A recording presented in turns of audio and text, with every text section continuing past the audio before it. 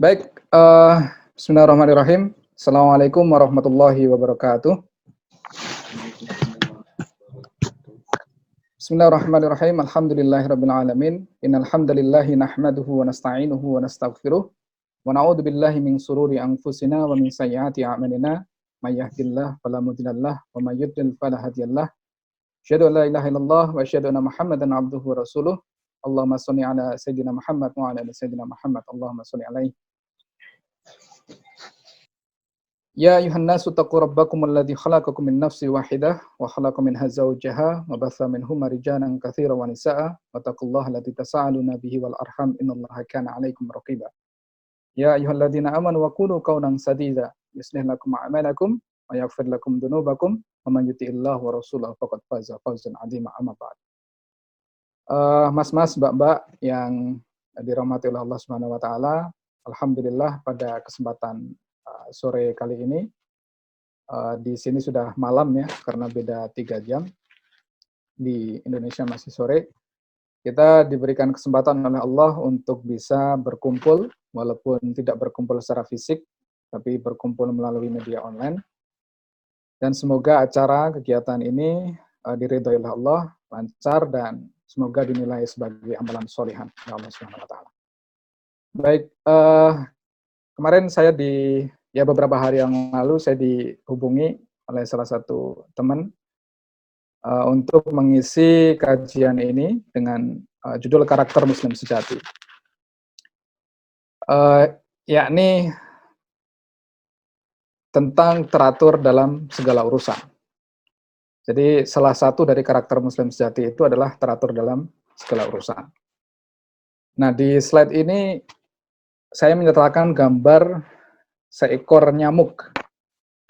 Mungkin banyak yang berpikir ini tentang karakter Muslim sejati, tentang teratur dalam segala urusan, tapi kenapa gambarnya adalah gambar nyamuk gitu. Coba kita amati sekali lagi, misalkan gambar nyamuk ini, kita lihat bagaimana sayapnya, kita lihat bagaimana kakinya, bagaimana matanya, seimbang, sangat luar biasa, ciptaan Allah yang sangat luar biasa. Ini baru seekor nyamuk. Kemudian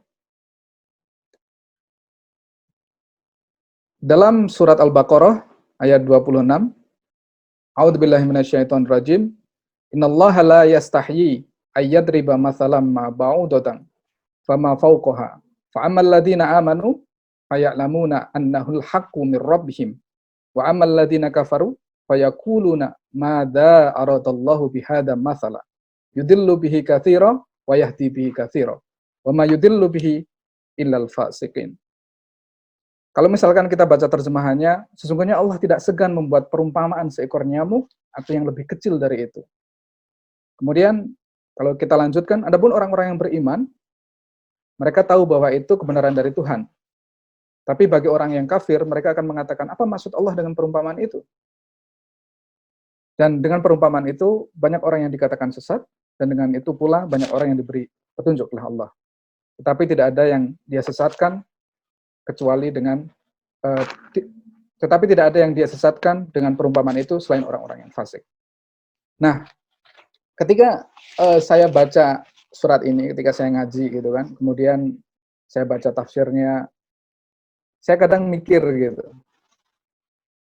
Di sini disebutkan ketika Al-Quran itu turun, kemudian menggunakan perumpamaan seekor nyamuk, bagi orang yang beriman, itu akan mengatakan, tentu ini perumpamaan ini adalah kebenaran dari Tuhan. Tapi bagi orang kafir, dia akan mengatakan, apa maksud Allah tentang perumpamaan ini?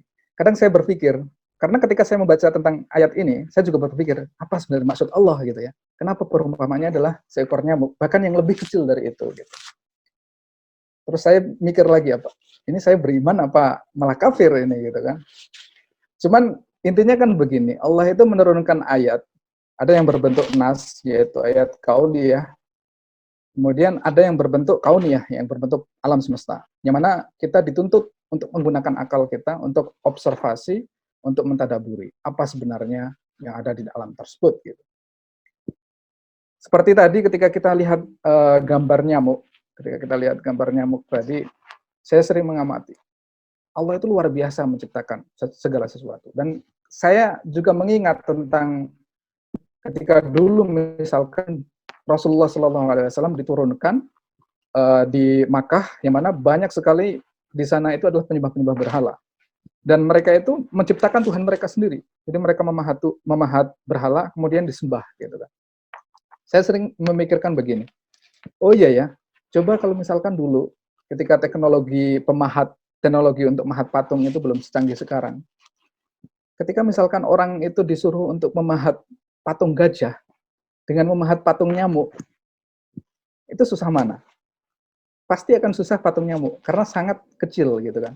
Dan ketika sekarang misalkan teknologi sudah menemukan ada mikroskop, kemudian ada misalkan kamera yang bisa zoom sangat luar biasa, kita melihat sesuatu yang luar biasa, bahwasanya ciptaan Allah, seekor nyamuk yang kecil itu sangat sempurna, sangat teratur, sangat seimbang.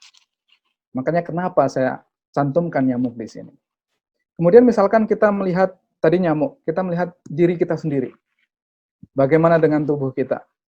Bagaimana ketika misalkan ada orang yang memotong alis, kemudian alisnya tumbuh, itu alisnya nggak akan pernah tumbuh sampai panjang gitu. Bagaimana Allah mengatur segalanya itu dengan teratur, sesuai dengan takaran. Makanya Allah bersabda dalam surah Al-Infitar ayat 7, Alladzi khalaqaka fasawwaka fa'adalak. Yang telah menciptakan, lalu menyempurnakan kejadianmu dan menjadikan susunan tubuhmu seimbang. Jadi Allah itu sangat teratur dalam menciptakan segalanya. Menciptakan manusia penuh dengan takaran, penuh dengan aturan, penuh dengan keseimbangan. Kemudian kita misalkan, tadi udah nyamuk, kemudian kita manusia. Kalau misalkan kita lihat alam lagi, yaitu burung yang cantik ini. Ada 2 burung yang cantik di sini. Allah Subhanahu wa taala berfirman dalam surat Az-Zariyat ayat 49, "Wa min kulli shay'in khalaqna zawjaini la'allakum tadhakkarun." Dan segala sesuatu kami ciptakan berpasang-pasangan agar kamu mengingat kebesaran Allah. Jadi sangat indah, sangat balance. Ada langit, ada bumi, ada perempuan, ada laki-laki. Kemudian binatang begitu, ada binatang jantan, ada binatang betina. Kemudian dan lain sebagainya. Semuanya penuh dengan keseimbangan, semuanya penuh dengan teratur, dengan takaran yang pas. Kemudian kalau misalkan tadi kita melihat binatang ya, kemudian lihat manusia, bagaimana dengan tumbuhan? Coba siapa yang bisa menciptakan tumbuhan seindah ini? Yakni bunga dengan simetrik yang sangat luar biasa, bentuknya sangat luar biasa. Jadi Allah itu meng-create sesuatu itu sangat luar biasa.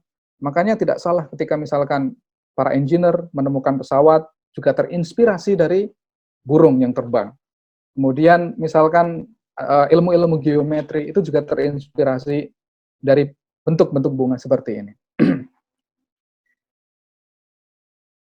Misalkan dalam surat Al-Furqan ayat 2, Allah Subhanahu wa taala berfirman, "Alladzi lahu mulkus samawati wal ard wa lam yattahid walada wa lam yakul lahu syarikun fil mulki wa khalaqa kulla syai'in fa qaddarahu taqdira." Yang memiliki kerajaan langit dan bumi, tidak memiliki anak, tidak ada sekutu baginya dan kekuasaannya, dan dia menciptakan segala sesuatu lalu menetapkannya ukuran-ukuran dengan sangat tepat. Jadi Allah itu sangat proporsional. Kalau misalkan ya kita tentu nggak bisa menyamakan antara Allah dengan makhluk gitu kan. Kalau manusia itu kan ketika kita melakukan segala urusan itu kan kita harus proporsional, kemudian kita juga harus sangat profesional gitu kan. Jadi kalau dalam penciptaan itu sangat luar biasa. Allah itu menciptakan sesuai dengan takaran-takaran yang luar biasa dan semuanya seimbang, semuanya rapi dan teratur. Kemudian tadi kita sudah melihat bagaimana seekor nyamuk, bagaimana diri kita, kemudian lihat burung, kemudian melihat tumbuhan, kemudian bagaimana dengan bumi, kemudian apalagi tata surya. Ini saya mengambil gambar dari NASA. Ya ini mungkin Photoshop ya, nggak mungkin planet seperti ini hanya sebagai ilustrasi saja. Yang tengah itu adalah matahari, kemudian itu adalah planet-planet yang mengitari matahari dengan orbitnya. Makanya sebenarnya kalau misalkan ada orang ateis bilang dunia ini tercipta dengan sendirinya, itu sebenarnya sudah nggak make sense. Dari tadi apa yang saya sampaikan dari nyamuk, kemudian apalagi tata surya seperti ini sudah nggak masuk akal ketika dunia ini nggak ada penciptanya gitu kan. Nah, coba kita lihat bagaimana planet mengorbit, bagaimana tata surya, sistem galaksi dan sebagainya. Sangat indah, sangat teratur, sangat rapi. Makanya Allah itu menciptakan sesuatu dengan takaran, dengan keteraturan, kemudian dengan uh, wujud yang sangat indah. Kemudian karena tadi sedang ngomongin tata surya atau sistem surya, kita misalkan melihat tentang bagaimana bumi itu mengitari matahari. Ketika misalkan posisi bumi dalam posisi yang di atas, dalam gambar yang di atas yaitu spring equinox, itu bulan September, maka itu akan terjadi spring. Tapi kalau di Indonesia beda ya, karena kita di tengah, gitu, di ekuator gitu. Jadi ya musimnya panas dan dingin saja. Hujan ya, musim penghujan dan musim panas. Tapi untuk daerah-daerah di atas, Eropa, kemudian sama daerah bawah itu kita mengalami 4 musim. Jadi ketika misalkan bumi ada di spring equinox ini, dia akan mengalami spring. Kemudian ada winter, kemudian ada lagi autumn, kemudian ada lagi summer. Jadi bumi kan mengitari matahari, sehingga menjadikan berbeda-beda musim, sehingga musim silih berganti. Kemudian hari juga berganti, dari yang siang kemudian memasuki yang malam, kemudian nanti yang malam memasuki yang siang. Semuanya penuh dengan aturan, semuanya penuh dengan perhitungan, semuanya proporsional, semuanya penuh dengan takaran. Kalau misalkan kita memahami tentang siklus waktu, tentu karena bumi berputar mengelilingi matahari dan bumi juga berputar berotasi terhadap dirinya, kita tahu bahwasanya 1 tahun ada 12 bulan, 1 bulan ada 4 pekan, kemudian 1 pekan ada 7 hari, 1 hari ada 24 jam, 1 jam ada 60 menit. Semuanya teratur. Bahkan ketika Allah meng-create syariah untuk beribadah, itu juga semuanya teratur. Dalam tahunan, kita punya namanya syariat untuk ada 2 syariat besar, yakni Idul Fitri dan Idul Adha. Idul Fitri adalah hari kemenangan setelah kita berpuasa Ramadan, kemudian Idul Adha yaitu memperingati bagaimana perjuangan Nabi Ibrahim dan keluarganya. Kita dalam 1 tahun punya siklus ada 2 hari besar dan ada 1 bulan besar.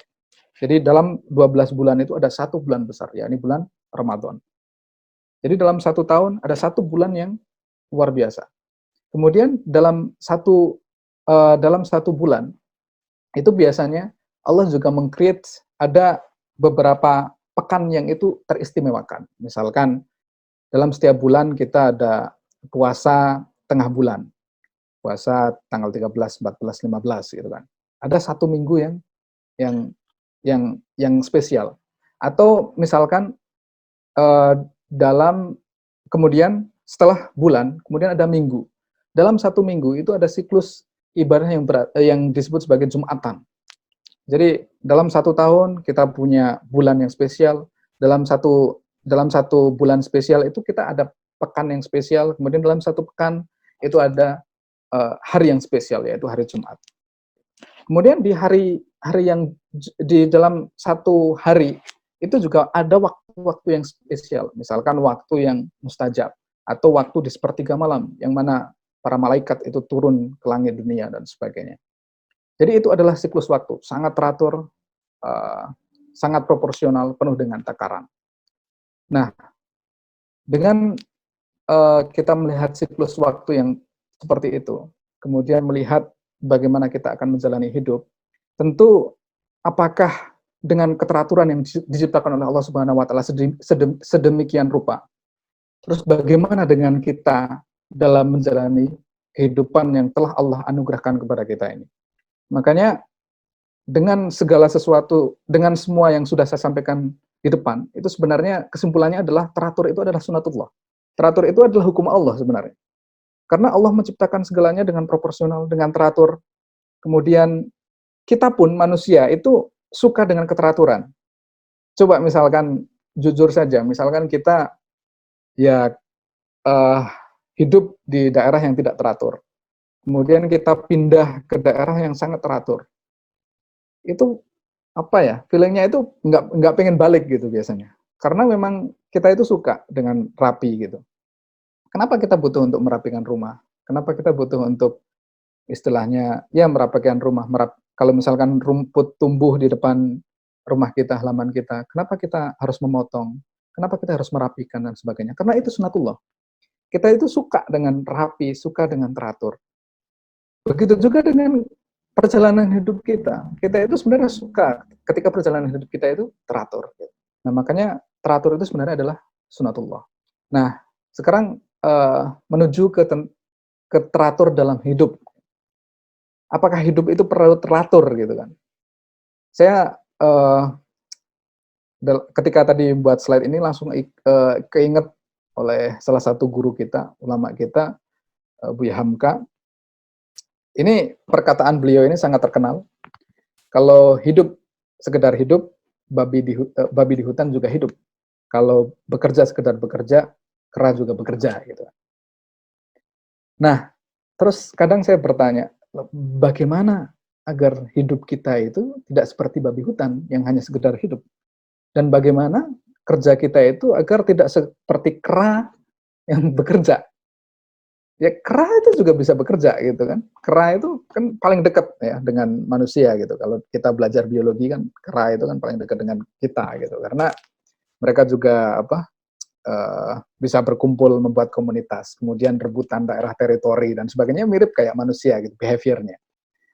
Nah, mereka bisa kerjasama itu para kera itu. Nah, makanya saya sering bertanya dengan perkataan Buya Hamka yang seperti ini. Terus bagaimana hidup kita itu agar tidak seperti babi hutan yang hanya misalkan makan, kemudian tidur, kemudian ya kalau lapar makan, tidur, kemudian nggak ada tujuan yang tertentu, kemudian hidupnya juga nggak jelas, tidak ada urusan yang harus diatur sedemikian rupa. Nah, apakah hidup kita pengen seperti itu? Tentu saja tidak, bukan? Nah, makanya sebelum kita melangkah ke sana tentang misalkan harus teratur dalam segala urusan, kita harus mengcapture dari atas terlebih dahulu. Apa sebenarnya purpose atau tujuan dari hidup kita? Ayat ini ayat sangat terkenal. Saya yakin semua dari kita sudah hafal ayat ini karena sering disebutkan oleh para asatid. Wa ma khalaqtul jinna wal insa illa liya'budun, bahwasanya tujuan dari adanya kita, Allah menciptakan kita itu melainkan hanya untuk beribadah. Cuman kadang saya juga berpikir gitu, ibadah yang seperti apa gitu. Dan dilemanya gitu, ketika kita misalkan belajar Islam itu tidak secara keseluruhan, ada sebagian orang itu yang menganggap atau beranggapan bahwasanya ibadah di sini itu hanya ibadah-ibadah syar'i gitu. Jadi di slide berikutnya saya menyebutkan ada namanya mazhab sekuler. Pasti kita semua tahu ya sekuler. Bahwasanya yang namanya agama itu harus terpisah. Misalkan agama dengan kehidupan kita itu harus terpisah. Agama dengan segala hal dari sisi kita itu harus terpisah. Jadi ya urusan agama itu ya di masjid doang gitu. Urusan agama itu ya di masjid aja. Nggak perlu kita misalkan dalam memutuskan keputusan kita itu menggunakan agama. Ya agama urusannya di masjid aja. Di rumah ya udah beda. Kemudian di masyarakat, di negara juga udah nggak perlu pakai agama. Agama itu urusannya di masjid aja. Itu adalah sekuler, pemikiran yang sekuler. Nah, saya khawatirnya itu ada beberapa orang yang menganggap bahwasanya tujuan Allah menciptakan kita itu untuk beribadah, itu hanya ibadah-ibadah yang sebatas ibadah syar'i, yakni misalkan sholat, zakat, dan puasa. Jadi banyak orang yang seperti itu memikirkan bahwasanya urusan ibadah itu ya udah di masjid aja gitu, bukan kehidupan kita itu ya ketika misalkan waktu sholat ya sholat, kemudian puasa ya puasa, itulah ibadah gitu. Selain itu ya nggak ibadah. Nah itu nggak benar. Kemudian ada juga orang-orang yang sering berpikiran seperti ini, mensekuleriskan atau istilahnya membedakan antara ilmu dunia dan ilmu akhirat. Jadi ada ilmu dunia, ada ilmu akhirat. Itu menurut saya sangat keterlaluan. Misalkan, oke lah ilmu akidah, usul fikih, hadis, kemudian fikih usul fikih, kemudian akidah akhlak, sejarah Islam, tarikh dan sebagainya. Itu adalah ilmu-ilmu tentang agama, maka itu disebut sebagai ilmu akhirat karena orientasinya agama. Tapi ketika misalkan kita menyebut ilmu sains, matematik, misalkan komputer sains, ekonomi, pertanian dan sebagainya, itu disebut sebagai ilmu dunia. Saya sangat tidak sepakat dengan definisi itu, dengan pemisahan itu. Ilmu agama kalau kita pelajari, tapi untuk tujuan dunia itu tidak akan bernilai akhirat sama sekali. Tapi kalau kita misalkan menjadi dokter, kemudian kita niatkan untuk uh, mengabdi kepada masyarakat karena niatnya lillahi ta'ala, itu menjadi ilmu akhirat. Gitu. Jadi jangan salah. Jadi ilmu dunia, ilmu akhirat itu tergantung dengan tujuannya, bukan pendikotomiannya itu oke, karena ini mempelajari tentang agama, jadi ini ilmu akhirat, bukan seperti itu.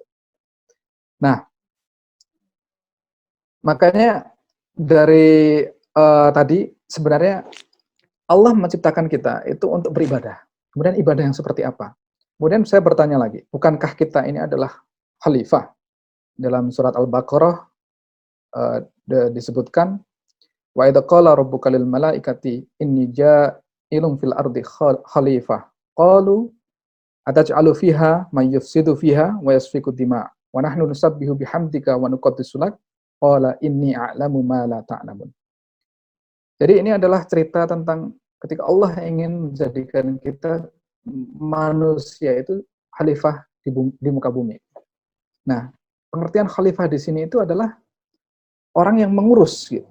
Sebagai pengurus yang mengatur sehingga aturan-aturan di bumi ini mencapai kemaslahatan gitu. Makanya Allah mengamanahkan title khalifah itu kepada manusia agar kita itu bisa memanage, mengatur segala hal yang ada di bumi ini dengan teratur, dengan rapi, dengan baik, tanpa kebaliman. Kemudian kembali ke yang tadi lagi tentang ibadah. Ibadahnya seperti apa yang dimaksudkan oleh Allah Subhanahu wa taala? Bukankah kita itu ditunjuk oleh Allah untuk menjadi khalifah? Kemudian bukankah kita itu sedang diuji juga? Kalau kita membaca di surat Al-Mulk ayat 2, alladzi khalaqal mauta wal hayata liyabluwakum ayyukum ahsanu amala wa huwal azizul ghafur. Jadi Allah menciptakan hidup dan mati itu untuk menguji kalian. Untuk menguji di antara kita siapa yang paling baik amalnya. Kemudian amal yang seperti apa gitu kan. Saya sering bertanya-tanya seperti itu. Tujuan Allah menciptakan manusia agar manusia beribadah. Ibadah yang seperti apa? Kita diturunkan di bumi kan diamanahi sebagai khalifah. Berarti menjadi khalifah itu pasti masuk dalam ibadah. Iya kan? Kemudian kita di bumi ini juga oleh Allah sedang diuji amalnya. Amal yang seperti apa? Apakah amal hanya sebatas amal syar'i? Ya, tentu enggak kan. Nah, kemudian tadi menyangkut tentang sekuler dalam pendikotomian ilmu, misalkan ada ilmu akhirat dan ilmu dunia. Allah berfirman dalam surat Al-Mujadilah ayat 11, yarfa'illahu alladhina amanu minkum walladhina utul ilma darajat. Jadi Allah itu pasti akan meninggikan derajat orang-orang yang beriman dan berilmu. Nah, pertanyaannya, ilmu apa? Apakah ilmu akhirat? Apakah ilmu dunia yang seperti tadi? Tentu tidak. Jadi kembali ke tadi, Allah menciptakan kita tujuannya untuk beribadah. Allah menurunkan kita, mengamanahi kita untuk menjadi khalifah, pengatur di muka bumi. Kemudian Allah juga sedang menguji kita, siapa yang paling baik amalnya di antara kita. Dan ketika misalkan kita belajar, kita mencari ilmu, itu tidak melulu tentang bahwasanya ilmu agama itu adalah ilmu yang berorientasi dengan akhirat, enggak. Tapi itu adalah terkait dengan tujuannya. Jadi ilmu kedokteran pun ketika kita niatkan untuk Allah Subhanahu wa taala, maka insya Allah itu akan menjadi ilmu akhirat. Nah, kemudian dalam ayat lain, ini ayat yang sangat terkenal karena Rasulullah SAW itu diturunkan oleh Allah untuk menjadi rahmat untuk semesta alam. Wa ma arsalnaka illa rahmatan lil alamin. Jadi Rasul itu diturunkan untuk semua manusia, bahkan bukan hanya manusia, tapi alam. Jadi bukan hanya untuk orang Islam. Nah, makanya dari situ saya timbul berbagai hal pertanyaan. Misalkan eh, pertanyaan-pertanyaan yang tadi saya utarakan itu akhirnya terjawab. Berarti menunaikan kewajiban kita sebagai khalifah itu adalah hukumnya adalah wajib. Karena kita diamanai oleh Allah sesuai dalam surat Al-Baqarah ayat 30 tadi untuk menjadi khalifah di muka bumi, yakni untuk mengatur segala hal dengan baik, dan kita ini sebenarnya adalah kita masing-masing ini adalah khalifah terhadap diri kita sendiri. Bagi misalkan seperti saya ini adalah khalifah terhadap diri saya sendiri untuk mengatur tubuh saya ini sendiri. Seorang khalifah tentu tidak mau menghancurkan apa yang kita punya gitu. Karena kita punya kewajiban untuk mengatur diri kita. Baik secara fisik, misalkan nggak mungkin kita akan minum Baygon, karena jelas Baygon itu beracun. Itu akan mematikan tubuh kita. Makanya kewajiban kita sebagai khalifah terhadap diri kita sendiri adalah menjaga dari itu. Nggak mungkin kita akan misalkan memakai narkoba, karena itu membahayakan kita. Nah, begitu juga dengan kehidupan kita, dengan aktivitas kita. Nggak mungkin kita akan istilahnya hidupnya itu nggak jelas, murat-marit. Kalau dalam bahasa Jawa murat-marit. Jadi hidupnya sopo anane, itu nggak mungkin. Kita tentu harus punya orientasi yang jelas, punya plan-plan yang jelas. Agar kita bisa menjadi khalifah yang benar-benar amanah sesuai dengan apa yang Allah Subhanahu wa taala inginkan gitu. Dan misalkan seperti halnya kita. Dan masing-masing kalau misalkan kita sudah menikah, kita menjadi pemimpin rumah tangga. Tentu kita akan menjaga rumah tangga itu menjadi rumah tangga yang baik karena kita sebagai khalifah di situ. Jadi menjadi khalifah untuk mengatur segala sesuatu, segala urusan yang ada dalam bumi ini. Misalkan ya seorang pemimpin, misalkan diri saya sendiri ya, untuk memimpin saya sendiri, misalkan seorang kades, ya bagaimana dia bisa mengatur urusannya untuk memaslahatkan kampungnya, bagaimana kalau misalkan seorang presiden, bagaimana dia menjadi khalifah untuk negaranya, bagaimana dia bisa menjadikan negaranya itu baldatun thayyibatan walaupun khufur begitu. Nah, itu adalah jawaban yang pertama. Kemudian kita makan, pergi ke pasar, itu adalah sebenarnya adalah ibadah. Itu adalah ibadah. Kalau kita niatkan untuk Allah Subhanahu wa taala. Jadi ibadah itu tidak hanya ibadah syariah yang tadi saya sebutkan, sholat, zakat dan sebagainya. Bahwasanya kita punya plan, kita menginginkan bercita-cita untuk menjadi dokter atau untuk menjadi engineer, untuk menjadi saintis dan sebagainya. Asalkan segala niatnya itu untuk Allah Subhanahu wa taala, itu semuanya akan bernilai ibadah. Kita makan dengan niatan agar fisik kita kuat untuk beribadah kepada Allah, untuk memberikan kontribusi yang banyak untuk masyarakat, itu nilainya ibadah. Tapi ketika kita sholat, tapi kita niatkan untuk riya, itu malah bukan ibadah. Itu adalah amalan dunia. Walaupun secara kasat mata, itu terlihat sebagai amalan ukhrawi, akhirat. Nah, jadi kalau misalkan makan saja itu ibadah, kalau kita niatkan dengan benar, bagaimana kalau kita misalkan menjadi seseorang yang punya kontribusi yang besar, bisa mengurus banyak sekali urusan. Tentu itu kalau niatnya bagus, niatnya karena Allah, pasti itu akan menjadi ibadah yang luar biasa. Kemudian jawaban yang tadi tentang pembedaan ilmu. Nah, ilmu agama bukanlah ilmu akhirat kalau tujuannya dipelajari bukan untuk akhirat. Misalkan siapa sih dulu misionaris yang menjadi yang dia masuk Islam, Snok Horgonya atau siapa? Saya nggak tahu. Apakah saya pronunciasinya salah apa enggak? Karena saya bukan sejarawan. Itu kan dia yang mencetuskan tentang politik adu domba ketika dulu masa penjajahan. Dia bahkan sampai ke Arab, menimba ilmu, hafal Quran, hafal hadis, dan sebagainya. Dia mempelajari ilmu untuk agama. Tapi tujuannya untuk apa? Tujuannya adalah untuk memahami behavior masyarakat dari Indonesia, sehingga akhirnya dimunculkan ide untuk politik adu domba. Sehingga bisa untuk memecah persatuan orang Indonesia.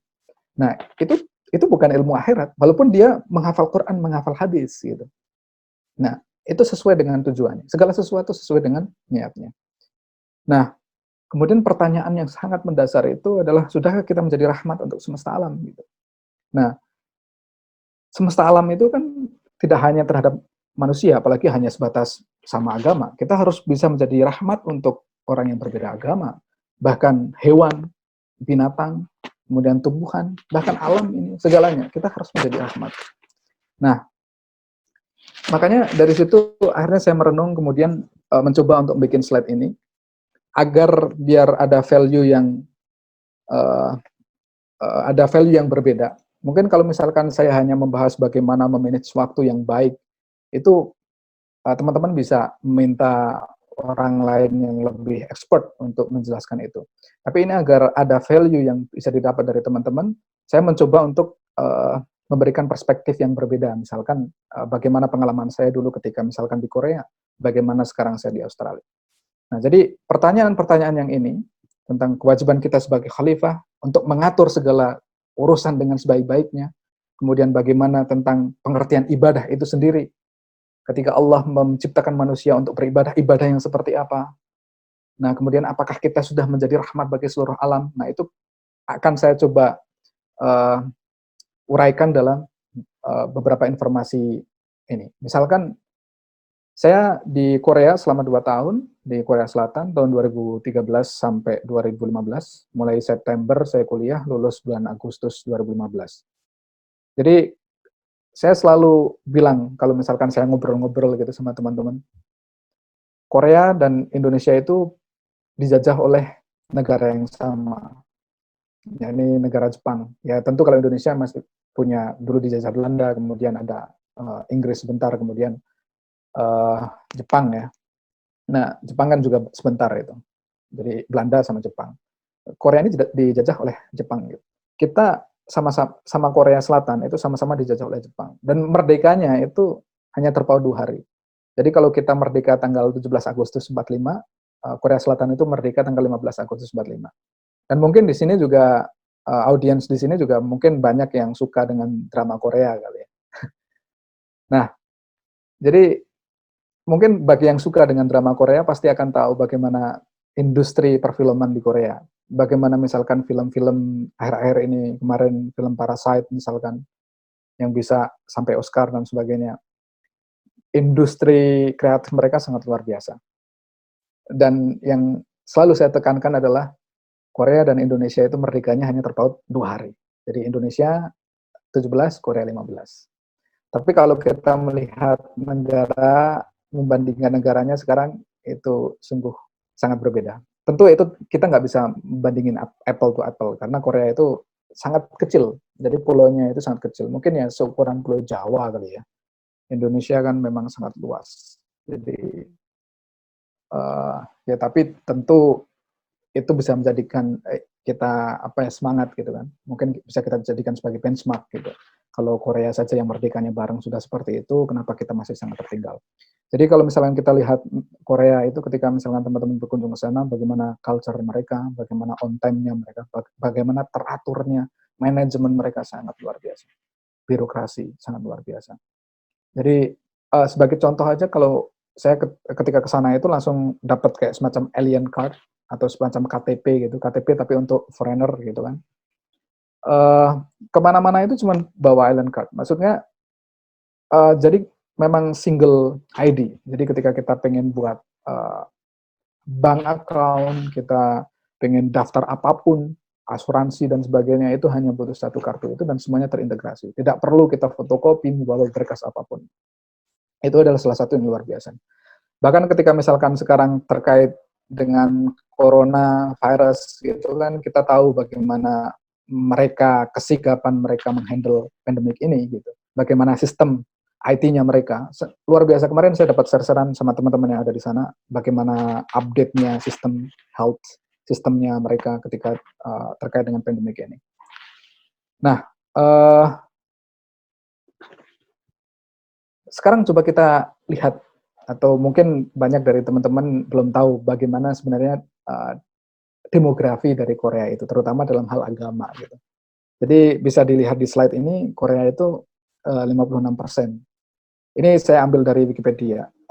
Di Wikipedia itu dari beberapa sumber, dari beberapa source, terutama dari sensus, dan sensusnya juga tahunnya ya mungkin tahun 2016 atau jadi nggak up to date. Mungkin teman-teman nanti bisa ngecek.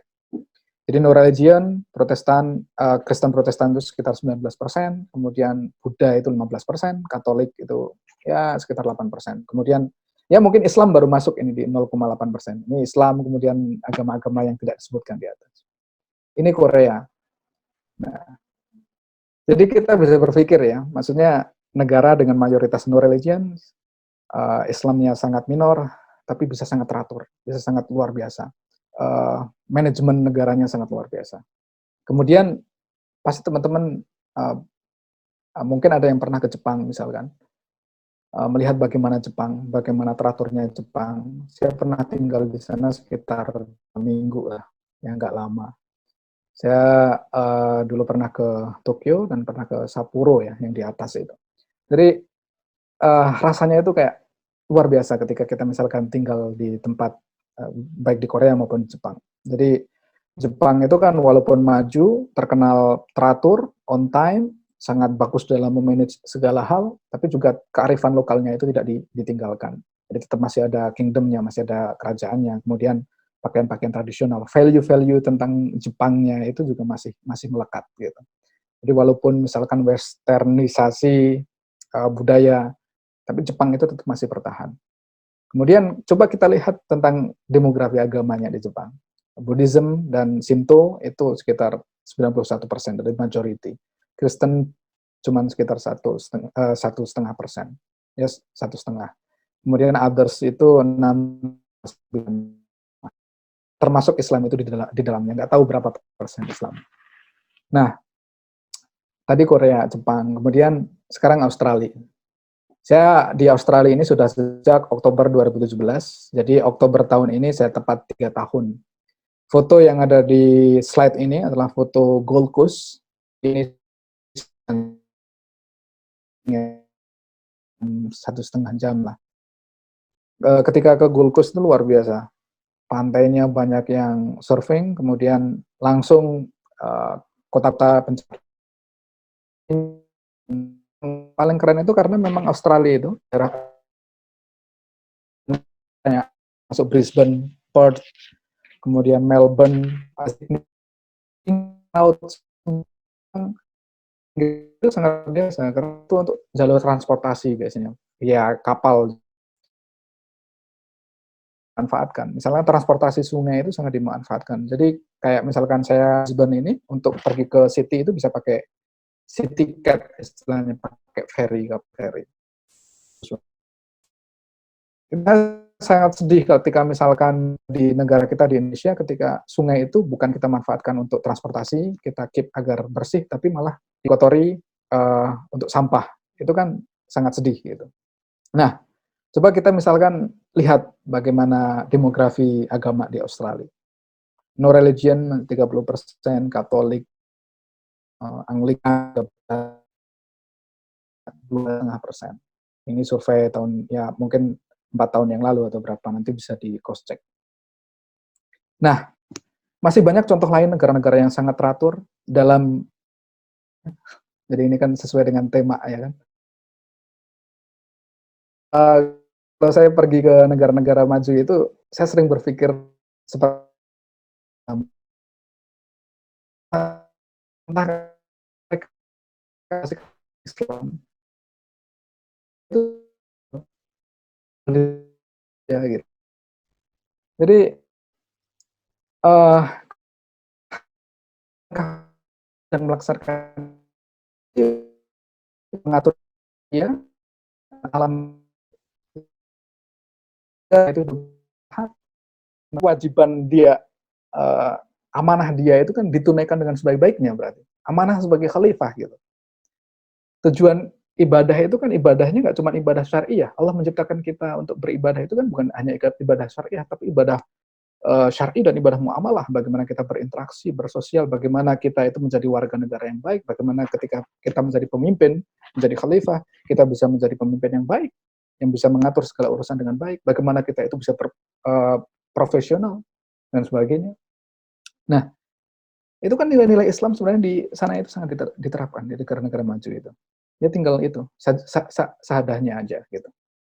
Cuman pertanyaannya adalah terus bagaimana dengan negeri mayoritas muslim gitu. Jawabannya adalah Islam juga pernah menguasai peradaban.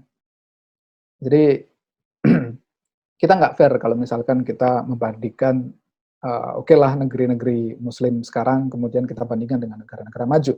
Tentu itu kita nggak fair, karena kita dulu juga pernah di masa keemasan, dan Allah itu, eee, kekuasaan itu kan muter gitu kan. Ibarat kata apa ya, ya roda itu terus bergerak gitu loh. Jadi kadang kala kita di atas, kadang kala kita di bawah. Begitu juga dengan hidup kita. Kadang kala kita di atas, kadang kala kita juga di bawah. Sama dengan iman kita juga, kadang kala kita di atas, kadang kala kita di bawah. Jadi kadang saya sering membayangkan, andai kata dulu dilahirkan misalkan di masa keemasan Islam, yakni di masa dinasti Umayyah di Andalusia, atau dinasti Abbasiyah zamannya Harun ar-Rasyid dengan kemegahan kota Baghdad gitu kan. Mungkin pada saat itu kita akan merasa terlahir di negara yang maju, di developed country gitu, bukan di negara yang berkembang gitu kan. Jadi mungkin negara-negara yang berkembang saat itu datang ke Baghdad, ke tempat-tempat pusat-pusat Islam, karena di situ ilmu pengetahuan memang sedang luar biasa gitu. Nah, pertanyaannya adalah kenapa dulu Islam bisa menguasai peradaban seperti itu? Kenapa Islam bisa sangat luar biasa? Ya tentu karena mereka memahami Islam secara kafah. Kemudian mereka menunaikan kewajiban mereka dengan benar, yakni sebagai khalifah untuk mengatur segala urusan dengan baik. Kembali lagi ke tadi, sebagai muslim sejati itu kita harus bisa mengatur segalanya dengan baik, proporsional, profesional, planningnya harus jelas, langkahnya harus jelas gitu. Nah, kemudian yang terakhir itu adalah karena mereka paham bahwa siapa yang menguasai ilmu pengetahuan, maka ia akan menguasai peradaban. Ini akan ini saya sangat-sangat tekankan, maka kenapa saya pakai huruf caps lock ya. Caps lock itu kalau di etika dalam bersosial media itu, pakai huruf caps lock itu artinya berteriak. Ini saya sedang berteriak kencang. Bahwasanya mereka paham saat itu kalau siapa yang menguasai ilmu pengetahuan, dia akan menguasai peradaban. Dan kita lihat sekarang ya, siapa yang menguasai peradaban sekarang? Tentu siapa yang menguasai ilmu pengetahuan. Nah, makanya ini adalah salah satu contoh singkat. Saya itu sering nostalgia gitu, cari di Google, baca-baca bukunya, walaupun saya bukan dari kedokteran, tapi misalkan baca bukunya Ibnu Sina, ataupun misalkan Al-Hazn atau Ibnu Al-Haytham tentang The Book of Optics-nya, itu mereka sangat luar biasa, sungguh-sungguh sangat luar biasa. Saya sering merasa gimana ya, rindu dan kapan ya kita bisa seperti itu gitu. Nah, ini adalah salah satu slide. Nanti teman-teman bisa kunjungi link ini, link yang ada di bawah. Jadi saya sertakan linknya. Itu adalah jumlah peneliti yang dia itu ya jumlah peneliti per million, per 1 juta, per 1 juta orang. Jadi berapa persentase peneliti per 1 juta orang tiap negara. Jadi semakin hijau, semakin gelap, itu semakin banyak. Jadi nanti teman-teman bisa coba dibuka aja linknya, kemudian dilihat bagaimana jumlah peneliti di berbagai negara, termasuk di Indonesia. Karena apa? Karena seperti yang tadi saya tekankan, siapa yang menguasai ilmu pengetahuan, maka ia akan menguasai peradaban. Nah, saya kalau pas googling seperti ini, kalau pas saya baca-baca tentang hal seperti ini, biasanya saya sedih malahan. Kalau misalkan kita lihat mapnya aja udah kelihatan ya. Misalkan Eropa, daerah-daerah utara itu, Finlandia, misalkan Swedia, mereka sangat gelap gitu kan. Jadi jumlah peneliti per million, per 1 juta orang itu sangat sangat banyak. Kemudian kita melihat misalkan Jepang, Korea itu kan sangat gelap gitu. Termasuk Australia, US, Cina, bahkan mungkin Singapura, Malaysia itu masih oke, tapi Indonesia ya masih seperti itu. Nah, kemudian kembali ke tadi tentang target, tentang bagaimana kita bisa menjadi muslim sejati, yakni bisa teratur dalam segala urusan, bagaimana kita memasang target kita dan sebagainya. Nah, pertanyaannya adalah kapan kita bisa menjadi pemegang peradaban? Itu sebenarnya harus menjadi target besar kita. Saya itu sering sedih ya dengan kondisi sekarang, karena ini statusnya adalah pengajian, maka ya saya sampaikan karena ini adalah kajian dan yang mendengarkan adalah orang Islam gitu kan. Terutama misalkan di Indonesia gitu kan. Karena kita sekarang itu mayoritas malah disibukkan dengan berbagai hal, dengan urusan-urusan yang remeh-temeh. Padahal kan kita itu dituntut untuk proporsional dalam menyikapi segala hal, profesional dalam bertindak. Seperti tadi kan, yaitu teratur dalam segala urusan. Nah, kita umat Islam itu sekarang kayak semacam kena jebakan adu domba saja, di mana kita hanya disebutkan dengan perbedaan-perbedaan pandangan yang masalah furu'iyah, masalah khilafiyah. Contoh persoalan-persoalan fikih, yang sebenarnya persoalan-persoalan fikih kayak gitu itu, khilafiyah itu sudah selesai di zaman dulu, para ulama-ulama dulu. Zaman masa-masa Ibnu Hajar, zaman masa-masa mereka ya Ibnu Hajar dan sebagainya, itu mereka sebenarnya sudah selesai dan mereka masih berdebat gitu kan. Sampai kapanpun, sampai kiamat juga kita tidak akan selesai. Tapi kita lupa dengan concern kita bahwasanya kita itu juga harus punya cita-cita untuk memegang peradaban gitu. Karena seperti yang tadi saya ungkapkan bahwasanya Rasul itu diturunkan untuk kemaslahatan alam, bukan hanya untuk orang Islam. Bagaimana agar semua alam, bagaimana agar semua elemen yang paling terkecil pun merasakan manisnya Islam, merasakan bagaimana rahmatnya Islam, itu ketika kita bisa memegang peradaban gitu.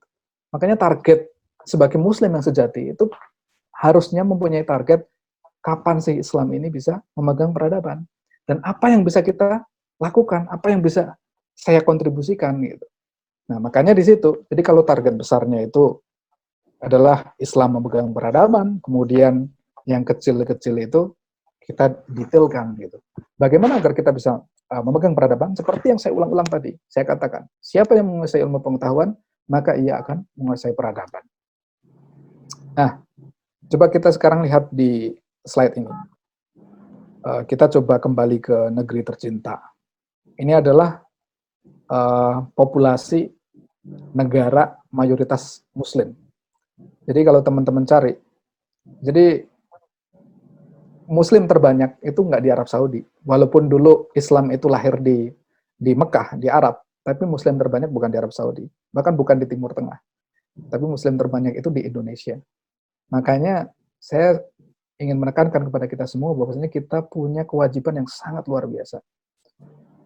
Kalau kita punya target Islam akan memegang peradaban, tentu siapa yang akan menjadi penopangnya? Tentu adalah orang-orang Islam. Dan orang-orang Islam mayoritasnya di mana? Di Indonesia. Nah, coba kita lihat itu, jumlah penduduk sekitar 263. Ini mungkin survei 2016 ya, nanti bisa dicek. Jumlah muslimnya jumlah penduduknya 2.633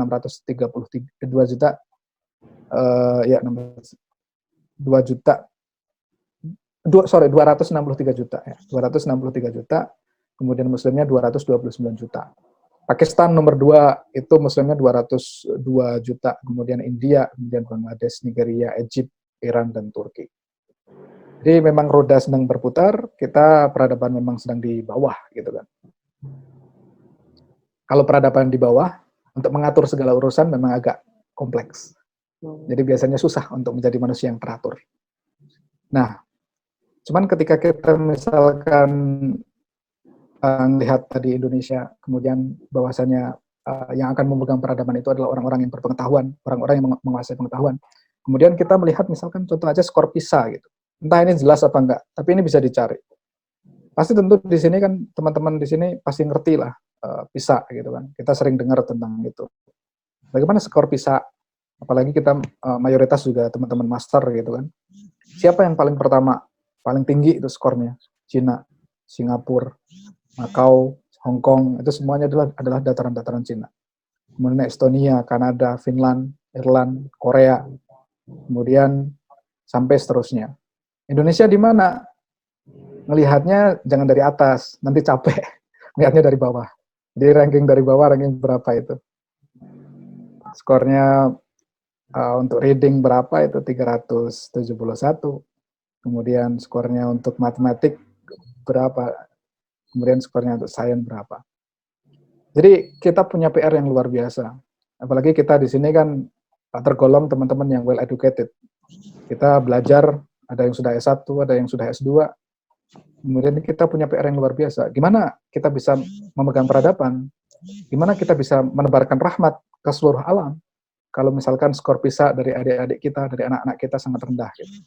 Dalam membaca sains, dalam membaca matematik, dalam reading itu sangat rendah. Karena ini efeknya akan luar biasa gitu. Kayak seperti efek domino. Nah, ini saya coba tadi cari kalau di Australia itu sendiri berapa sih student Indonesia gitu. Ternyata kita kalah jauh dari Malaysia. Coba lihat dong. Jadi di Australia ini student yang paling banyak itu tentu Cina.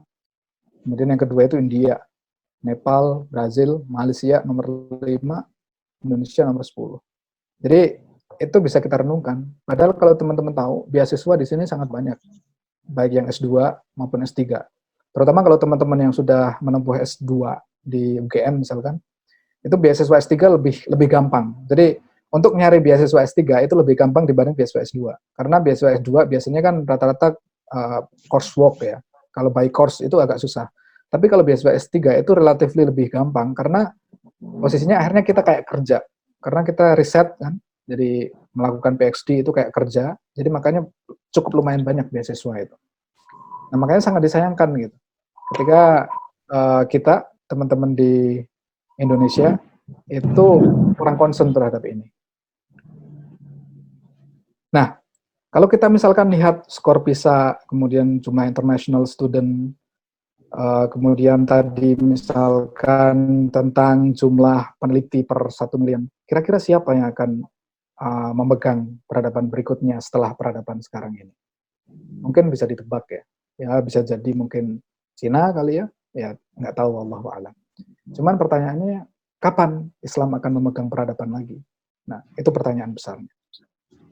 Nah, tentu saya menyampaikan ini, kenapa saya fokus ke ilmu pengetahuan dan sebagainya, karena saya PhD student, karena saya mahasiswa S3.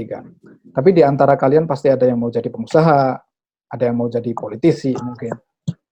Politisi juga penting, melihat dengan kondisi negara kita yang carut-marut seperti ini, politisinya banyak yang nggak bertanggung jawab, maka saya sangat mengencourage. Bahkan mungkin besok ketika saya pulang, saya pengen jadi politisi, bisa jadi gitu kan. Karena saya pengen orang-orang yang bersih, orang-orang yang baik menjadi politisi. Gitu. Atau ada yang pengen jadi petani. Gitu. Sekarang juga kompleksitas permasalahan di Indonesia juga luar biasa. Karena banyak orang yang nggak mau jadi petani. Petaninya cenderung petani tradisional. Sehingga kebutuhan kita harus mengimpor. Atau ada yang mau jadi dokter. Atau ada yang mau jadi perawat, menjadi dosen, menjadi guru. Menjadi apapun. Kita harus state goal yang paling tinggi tadi. Yaitu Islam, kapan Islam itu akan memimpin peradaban. Dari situ kita akan tahu gitu. Kalau kita goalnya seperti itu, niatnya kita seperti itu, bagaimana kontribusi saya agar Islam itu bisa menjadi pemegang peradaban, agar semua agar semuanya itu bisa menikmati rahmatnya Islam. Nah, ketika niatnya itu karena Allah Subhanahu Wa Taala, tentu apapun cita-cita kita, apapun yang kita inginkan, itu pasti akan diniatkan sebagai ibadah. Makanya tujuan dari Allah Subhanahu Wa Taala menciptakan kita ya tentu untuk beribadah, dan ibadahnya ya seperti itu.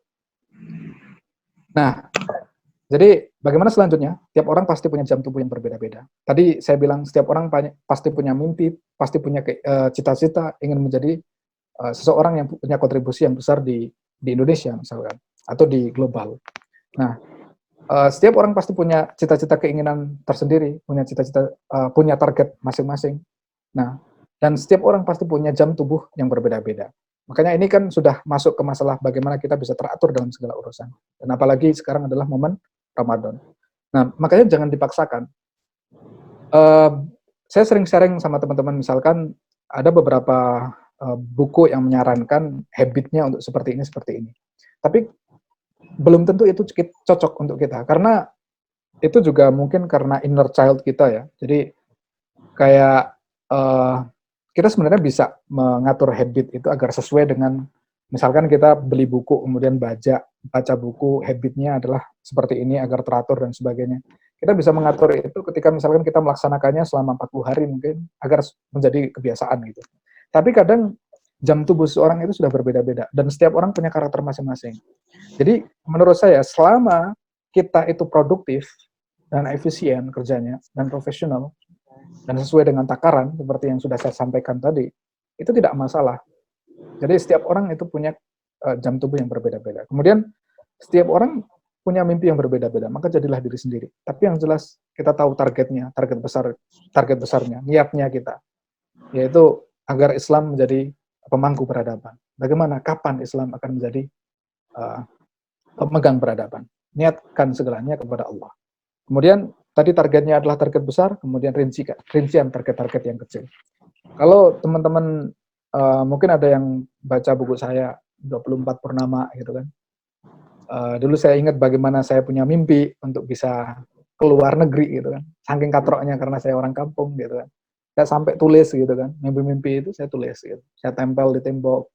Kemudian saya bikin paspor gitu, saya tempel di tembok biar saya ingat tentang mimpi-mimpi itu gitu. Tulisnya rinci gitu, detail gitu. Detail. Bahkan saya itu dulu doanya pun juga rinci gitu. Jadi kan kalau dalam Islam itu ada yang punya mazhab, doa itu ya jangan rinci-rinci ya, karena Allah itu tahu gitu. Jadi doanya mungkin ya Allah engkau tahu yang ku mau gitu. Itu doanya orang ngajar gitu. Tapi juga ada orang yang mazhabnya misalnya doa itu harus detail, harus menyebutkan apa tujuan kita, apa keinginan kita. Dulu saya masih ingat masa-masa itu saya sangat detail ketika berdoa kepada Allah, karena saya punya mimpi-mimpi. Makanya saya senantiasa tekankan, kita harus punya target yang besar, kemudian rincikan target-target itu, kemudian detailkan, dan tulis target itu. Karena kalau nggak tulis, jangan percaya dengan otak kita. Otak kita itu ketika too much information masuk ke otak itu semuanya hilang. Apalagi kita sekarang era sosial media. Kita buka Facebook, ada informasi A, B, C, dan sebagainya. Yang tadinya kita pikirkan semuanya hilang. Ketika misalkan ada sesuatu yang menyangkut emosional atau dan sebagainya. Makanya mimpi itu tulis, kalau perlu tempel. Gitu. Jadi ya itu. Apalagi ini besok kita Kamis ya di Indonesia mulainya puasa. Saya lupa ya, mungkin hari Kamis kali atau hari apa. Cuman Ramadan ini bisa kita jadikan momen untuk itu. Apalagi sekarang kita diharuskan untuk lebih banyak menyendiri karena ada COVID-19 ini. Jadi kalau boleh cerita, di sini juga saya sudah lama banget kerja dari rumah. Rasanya sudah nggak enak banget karena nggak bisa main, nggak bisa keluar. Tempat bermain semuanya sudah tutup. Dan di sini yang bikin stres itu karena ada denda, ada fine-nya. Jadi kalau kita ketahuan keluar, kemudian pas apes, ketangkep polisi, dendanya luar biasa. Jadi kadang kemarin baca berita ada yang kena denda $1.600, sekitar 16 juta, karena keluar rumah untuk kepentingan yang tidak esensial. Nah, karena di Indonesia juga saya yakin ke depan kemungkinan akan semakin strict dalam pembatasan. Jadi Ramadan ini kita bisa manfaatkan untuk lebih mungkin kontemplasi, merenung, dan yang jelas menyusun plan resolusi gitu. Jadi kalau dari saya sih seperti itu. Jadi tentu kita juga harus punya plan untuk Ramadan ya. Tapi Ramadan itu sebenarnya kan bulan yang sangat luar biasa. Seperti tadi yang saya utarakan, dalam 1 tahun itu ada bulan spesial. Dalam 1 bulan ada namanya minggu spesial atau ada namanya hari spesial. Dalam hari itu ada namanya jam spesial. Nah, Ramadan itu kan termasuk bulan yang spesial. Makanya menyusun plan ketika Ramadan itu insya Allah akan luar biasa. Karena mungkin posisinya nanti kita sedang dekat dengan Allah gitu. Nah, jadi kita bisa jadikan momen Ramadan, kita punya plan yang jelas, kemudian kita semakin bagus dalam memanage diri dan memanage waktu. Nah, ini sepertinya udah selesai saya. Cuman ada tambahan 1 slide aja. Ayo bergerak, kuliah keluar, banyak beasiswa apalagi S3. Jadi saya masih ada banyak link baik di Korea maupun di Australia. Jadi kalau misalkan teman-teman ada yang tertarik melanjutkan S3, kalau misalkan sekarang sudah S2 di UGM, itu mungkin nanti bisa tanya-tanya. Insya Allah saya sangat senang membantu. Niatkan untuk berkontribusi agar Islam bisa memegang peradaban. Karena peradaban itu, siapa yang memegang peradaban, itu adalah siapa yang memegang ilmu pengetahuan. Nah, kemudian yang terakhir itu 1 langkah lebih baik dari 1000 rencana. Jadi Walaupun kita sudah mengatur plan sedemikian rupa, sebagus mungkin, misalkan sampai sedetail mungkin, jam sekian kita melakukan sekian, jam sekian kita melakukan sekian, dan sebagainya, tapi satu langkah itu masih lebih baik daripada 1000 rencana yang tidak pernah dilakukan. Nah, makanya ketika kita sudah mempunyai plan, komitmennya adalah kita berusaha. Urusan hasil itu adalah urusan Allah. Kalau misalkan tadi saya sebutkan, saya pernah nulis di buku saya 24 Purnama di Negeri Gingseng. Saya pas S2 apply beasiswa keluar itu ditolak, nggak tahu sampai berapa. Banyak sekali yang nolak. Ya itu kan urusan Allah hasilnya kan. Tapi kewajiban kita adalah usaha gitu aja. Jadi yang penting kita usaha. Urusan diterima apa enggaknya itu kan urusan hasil, urusan Allah. Nah, kemudian mungkin itu saja ya. Jadi ini ada sedikit oleh-oleh mungkin sebagai gambaran. Jadi agar teman-teman yang ikut kajian online ini punya perspektif yang nambah perspektif lah. Jadi dulu saya S1 di UIN, kemudian S2 di Korea, kemudian sekarang S3 di University of Queensland di Australia, di Brisbane tempatnya. Saya mulai 2017 Oktober, insya Allah lulus, insya Allah beasiswa habis itu 4 tahun, 2021 September. Kemudian ini kampus saya S2, Chonam National University di Korea Selatan. Jadi saya masih punya banyak link di sana, baik supervisor dan sebagainya. Korea sangat banyak beasiswa, apalagi S3, terutama bidang teknik, itu sangat-sangat banyak. Jadi kalau misalkan teman-teman ada yang tertarik untuk menjadi peneliti atau untuk menjadi ya apapun, untuk pengen karir misalkan studi lanjut dan sebagainya, bisa coba cari di kampus kami, di kampus saya dulu di Korea. Nah ini spring di Korea seperti ini, serius indah, teratur dalam segala urusan, luar biasa. Kemudian ini dormitory saya ketika salju, ketika fall, ketika snow, ketika winter. Kemudian nih saya pas main snowboarding. Kemudian sekarang ini kampus saya sekarang di University of Queensland. Nanti teman-teman bisa coba cari. Ini kampus saya. Dan ini buku saya 24 Purnama di Negeri Gingseng. Kalau ada teman-teman yang tertarik mungkin bisa dicari di Gramedia atau bisa beli di toko-toko online. Banyak yang jual di toko-toko online. Jadi mungkin itu saja. Habis ini mungkin kalau ada diskusi. Jadi sekali lagi saya tekankan tadi, saya dalam menyampaikan ini, salah satu karakter dari Muslim sejati itu adalah teratur dalam segala hal. Tapi saya mencoba untuk memotret dari atas dulu. Istilahnya kita pakai drone untuk memotret dari atas. Ini teratur dalam segala hal ini dalam konteks apa sih? Dalam konteks banyak hal. Tadi saya sudah menyampaikan bagaimana ciptaan Allah itu sangat luar biasa, sangat balance, sangat teratur, penuh dengan takaran.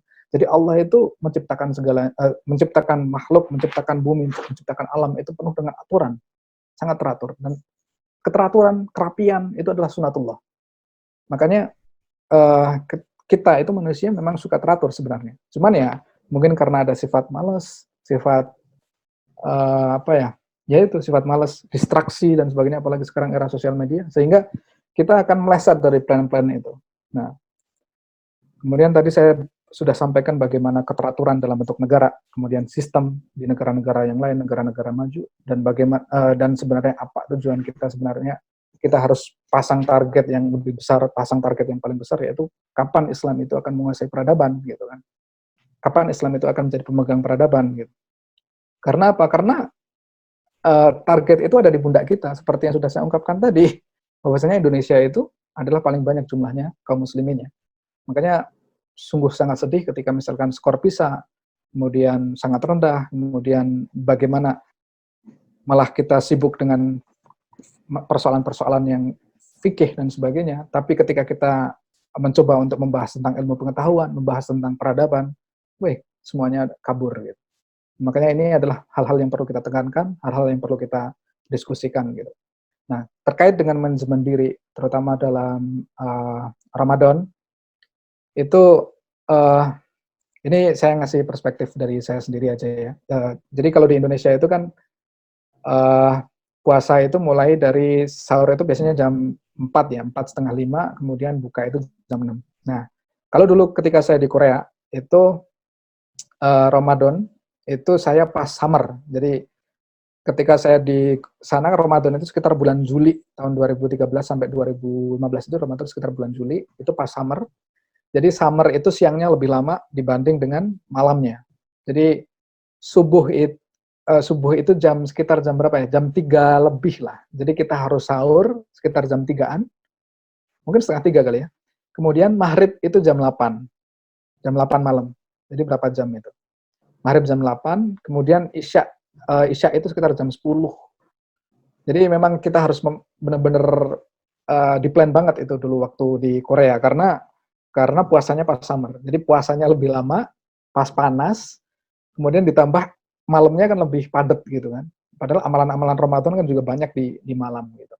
Nah, saya juga nggak bisa membayangkan kalau puasanya di daerah-daerah yang utara, misalkan Swedia, Finlandia, yang mungkin di Iceland gitu kan, yang mataharinya nggak pernah, mungkin cuma berapa jam gitu. Ya itu mungkin itu soalan fikih lah. Mungkin mereka bisa puasa pakai jam standar Arab Saudi dan sebagainya, itu persoalan fikih. Nah, kalau di Australia ini kebetulan, jadi kalau di belahan utara, bulan-bulan sekarang itu kan masih masih setelah winter ya. Kalau ya misalkan Januari, Februari itu di utara kan winter. Kalau di sini itu kebalikan, di sini summer. Karena di sini kan bawah. Jadi kan saya sudah ngasih gambar bumi gitu kan. Perputarannya kan seperti itu. Di sini sekarang, jadi kalau di atas summer, di sini winter. Kalau di atas lagi winter, di sini summer. Nah, kalau puasa sekarang, besok ini kan bulan-bulan ini adalah bulan winter. Jadi kalau winter di sini itu siangnya pendek, malamnya yang lama. Jadi di sini enak puasanya. Karena subuhnya itu mungkin jam berapa ya? Setengah 6 kalau nggak salah. Jadi jam 5 kita masih bisa sahur. 12 jam lah. Setengah 6 udah buka. Kadang jam 5 seperempat udah buka. Jadi tepat 12 jam kalau di Australia. Nah, jadi bersyukurlah ketika hidup di Indonesia gitu. Soalnya nanti kalau misalkan teman-teman pernah punya experience di luar, itu akan sangat berbeda. Mungkin ada kaitannya dengan tadi yang slide musim ya, season. Saya pernah ini. Jadi kalau di Indonesia itu kan jadwal sholat itu cenderung fix ya. Maksudnya ya duhur itu sekitaran jam inilah 12, asar itu sekitaran jam 3 gitu kan, maghrib sekitaran jam 6 dan sebagainya. Tapi ketika teman-teman hidup di negeri yang 4 musim, itu benar-benar kita harus ada reminder, harus tahu benar-benar karena season itu berganti. Jadi kita nggak bisa patokan jam. Jadi misalkan nggak bisa itu. Kalau pas summer ya itu kayak tadi saya sampaikan, maghrib jam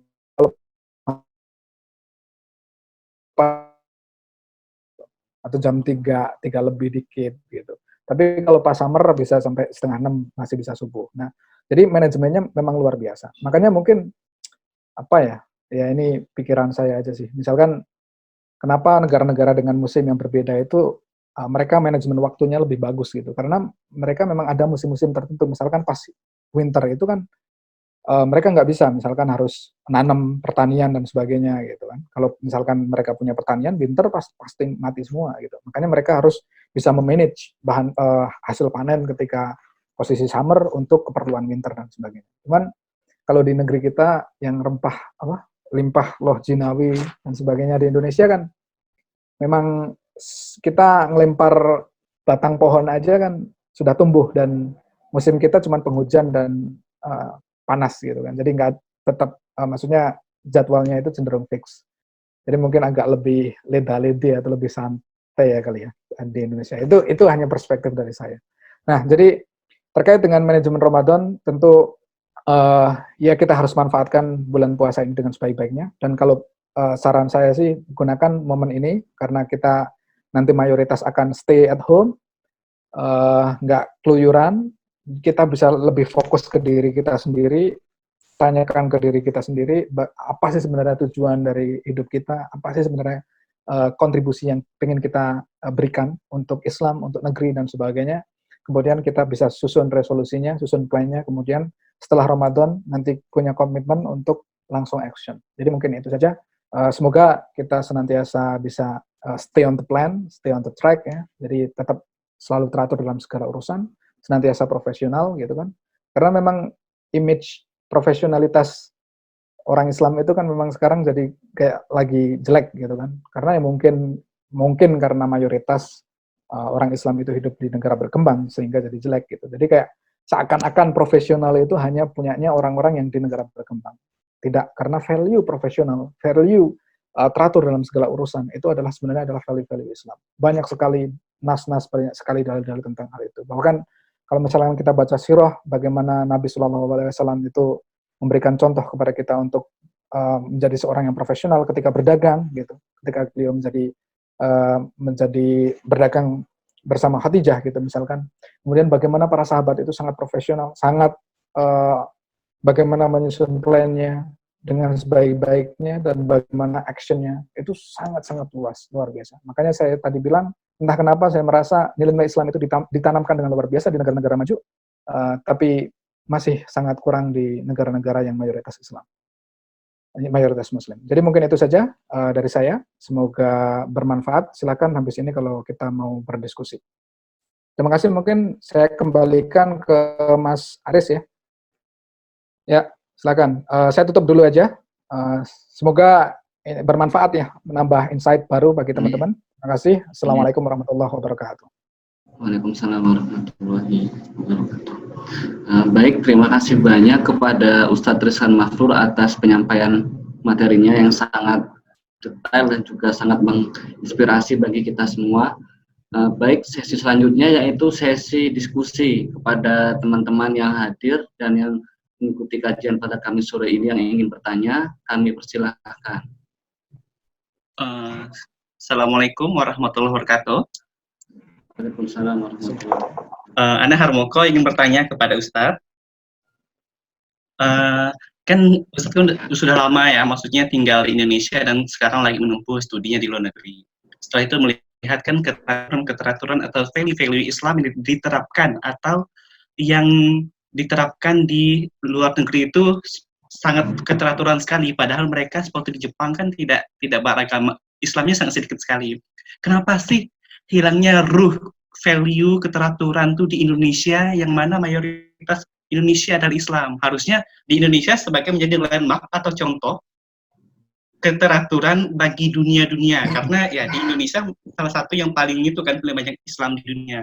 Bagaimana menurut pandangan Ustadz terhadap kenapa sih value-value Islam itu berkembang malahan di negara-negara maju, sedangkan di Indonesia negara berkembang tidak begitu keteraturan, padahal sebagaimana kita tahu Rasulullah SAW sendiri mengajarkan itu bagaimana Islam yang sebenarnya, tapi kenapa di negara kita sangat, bahasa saya mundur ya tentang value Islam tersebut. Jazakallah. Assalamualaikum warahmatullahi wabarakatuh. Waalaikumsalam. Waalaikumsalam warahmatullahi wabarakatuh. Langsung dijawab nih, Mas Aris? Iya, boleh monggo Ustaz, langsung dijawab. Ya, baik. Mas Harmoko tadi ya?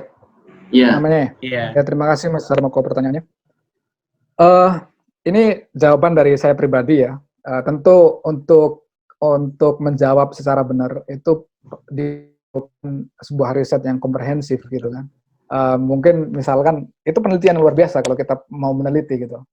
Ketika misalkan kita lihat di ajaran kita sendiri, ajaran Islam itu kan sangat luar biasa, bahkan sampai toharoh gitu kan. Bagaimana menjaga kebersihan. Betul. Dari, mohon maaf, dari maksudnya bagaimana kita deal dalam urusan toilet, kemudian dalam urusan hubungan keluarga, hubungan sosial, kemudian bagaimana kita berurusan dengan binatang, kemudian bagaimana kita berurusan dengan makanan, itu kan sangat detail. Islam itu mengajarkan sangat detail. Jadi kan sebenarnya kalau misalkan ada misalkan yang punya keinginan untuk meneliti, itu kan sebenarnya bisa mengcompare gitu kan. Iya, betul. Misalkan gini, bagaimana sih ajaran-ajaran Islam, misalkan dicari dari kitab sucinya, begini, ajarannya sangat begini, kemudian bagaimana sih ajaran mungkin dari teman-teman Kristiani, dari kitab sucinya, kemudian bagaimana sih misalkan ajaran dari Sinto dengan dari kitab sucinya, kemudian bagaimana sih implementasinya gitu kan. Nah, bagaimana sih implementasi dari pemeluknya gitu. Itu mungkin nanti akan jadi riset yang sangat bagus gitu kalau misalkan. Untuk dokter ya. Ya. Cuman kalau untuk jawab yang ada datanya kan seperti itu. Kalau misalkan dari saya pribadi sih, saya lebih ke slide ini. Jadi saya punya pandangan, ini pandangan saya tentu nggak bisa digeneralisir, ini hanya pandangan sebatas dari apa yang saya lihat. Bahwasanya banyak teman-teman kita, terutama ya orang-orang Indonesia, termasuk mungkin kita, itu sebatas Islam itu hanyalah sebatas apa ya, kayak semacam agama ritual gitu, paham nggak? Iya, iya, Ya, keturunan gitu agama ya. ritual, agama ritual dan agama simbol. Iya, betul, betul. Nah, dan yang lebih paham nanti, yang lebih parah nanti kalau misalkan mereka terjebak dalam sekularitas, gitu, sekularisme gitu, sorry. Yang mana apa? Pokoknya yang namanya agama itu urusannya hanya masjid gitu kan. Iya. Tapi kalau yang lain urusannya adalah beda. Saya pernah nge-share apa gambar lucu dulu di Facebook gitu. Tapi harus nyarinya harus ke bawah.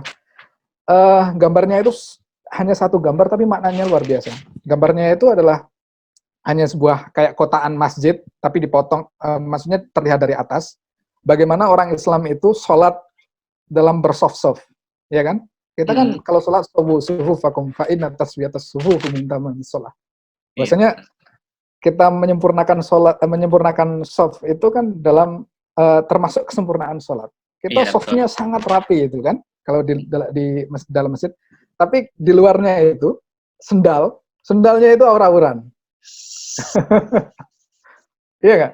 Padahal di situ udah ada rak yang disediakan. Hal-hal itu juga saya temukan di sini karena misalkan kan mayoritas masjid-masjid di sini kan teman-teman dari ya India, Pakistan, Bangladesh dan Indonesia gitu kan.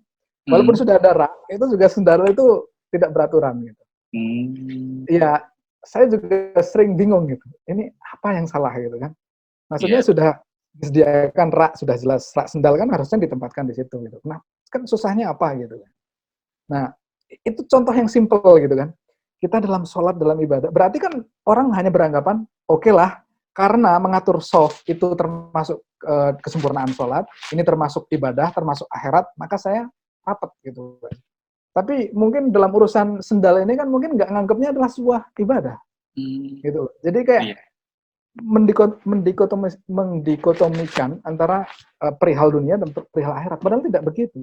Kita itu sebenarnya kan dalam perjalanan dari pertama lahir dari alam rahim, kemudian alam dunia, kemudian alam akhirat. Itu adalah perjalanan yang linear seperti ini. Jadi nggak bisa kita memisahkan satu-satu gitu. Jadi kita sekarang ini posisi sedang mencari bekal untuk ke akhirat gitu, seperti itu. Nah, dalam tahap mencari bekal ini ya apapun yang kita lakukan ini asalkan kita niatkan untuk beribadah, itu value-nya adalah value akhirat gitu. Nah, mungkin itu. Jadi kita itu hanya ya contoh simpel gini. Nilai di Indonesia. Misalkan ketika ada contoh Al-Qur'an dibakar atau ayat Al-Qur'an diinjek dan sebagainya. Bagaimana protes mayoritas orang-orang Indonesia? Sangat frontal kan?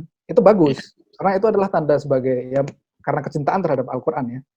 Tapi bagaimana komitmen kita ketika melihat koruptor gitu? Itu kan sama-sama menodai nilai-nilai dari kesucian Islam gitu kan? Iya nggak? Iya, betul. Iya. Jadi seperti itu. Jadi padahal kan yang namanya bekerja itu harus profesional, harus teratur, itu juga nilai Islam. Nggak boleh kita curang, nggak boleh kita mengambil haknya. Pas itu sangat berbeda gitu. Ketika ada yang korupsi dengan ada yang misalkan kayak tadi. Jadi saya itu berpikir banyak di antara kita itu masih sibuk kepada pertama ritualitas dan simbol.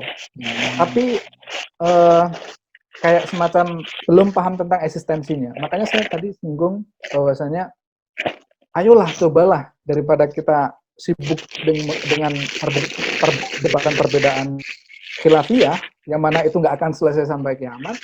Ayolah kita sibuk untuk memikirkan peradaban gitu. Untuk ke sana gitu. Karena sebenarnya value-value Islam ini sangat luar biasa. Kita harus sampaikan ke seluruh alam bahwasanya Islam ini adalah rahmah gitu. Jadi mungkin itu ya jawaban dari saya, Mas. Mungkin kalau ada yang mau nambahkan, silakan. Terima kasih Ustadz atas jawabannya. Kepada Mas Harmoko gimana? Apakah ada pertanyaan lain? Insya Allah cukup. Alhamdulillah. Ini ada satu pertanyaan lagi Ustadz dari Mbak Mulkia. Ada 2 pertanyaan. Silakan. Yang pertama itu Mbaknya bertanya, kira-kira potensi industri kreatif apa yang dapat tumbuh di Indonesia dengan baik dan menjadi potensi kekuatan bagi negara Indonesia. Dan yang kedua itu bisa cerita lebih dalam tentang beasiswa S3 yang ditawarkan di Australia dan apa yang mahasiswa S2 dapat siapkan mulai dari sekarang untuk mendapatkan S3 di Australia. Seperti itu Ustaz, pertanyaannya. Baik. Ya, terima kasih Mbak. Siapa tadi namanya? Lupa sih. Mbak Mulkiah. Oh ya, Mbak Mulkiah, terima kasih pertanyaannya. Tentu pertanyaan yang pertama tentang industri kreatif, tentu saya tidak akan bisa menjawab yang benar ya, karena seperti tadi semuanya harus ada riset base ya. Apalagi misalkan saya kan belajar S3 di sini, jadi tidak asal ngomong, sesuatu harus berdasarkan dengan data. Nah, itu juga akan timbul penelitian baru gitu kan. Apa sih industri kreatif yang apa yang misalkan nanti bisa berkembang di Indonesia? Karena kan behavior masyarakatnya tentu berbeda gitu kan. Misalkan kayak di Korea dengan girl band-nya yang nggak ada value yang bertentangan bagi mereka, karena seperti yang tadi saya utarakan, demografinya aja mayoritas adalah ateis gitu, maksudnya mereka nggak beragama gitu. Makanya dengan misalkan tumbuhnya industri misalkan kayak girl band dan sebagainya itu nggak ada masalah di sana, nggak ada pertentangan value. Tapi kalau di Indonesia tentu akan berbeda gitu. Ini mungkin sebuah riset yang panjang gitu. Cuman ini dari pandangan saya, yang mana saya adalah orang IT, jurusannya dari IT, kemudian saya sekarang di PhD di Data Science ya.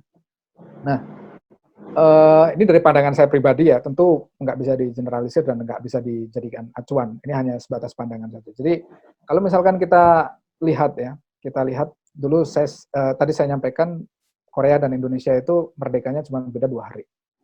Tapi kenapa mereka bisa maju seperti itu, sedangkan kita tidak gitu kan? Ini sering saya sampaikan ketika saya mengisi acara-acara gitu. Karena saya sebenarnya tanya ke profesor saya dulu di sana, ke prof saya. Di Korea itu ada satu value yang sangat luar biasa, yang mana yang saya sebut itu sebagai dendam positif. Jadi anak-anak kecil, masyarakat itu ditanamkan dendam positif. Yaitu dendam positif itu adalah pokoknya mereka nggak mau berhenti bekerja sebelum bisa mengalahkan Jepang. Jadi jelas, mereka itu punya benchmark. Pokoknya aku nggak mau berhenti bekerja sebelum bisa mengalahkan Jepang. Makanya mereka sangat menggenjot. Nah, persoalannya kan Korea Selatan itu nggak punya sumber daya alam. Mereka nggak punya apa-apa. Mereka lahannya sangat sedikit. Seperti saya tadi sebutkan, mungkin ukurannya ya kayak Pulau Jawa kali. Mereka nggak punya apa-apa.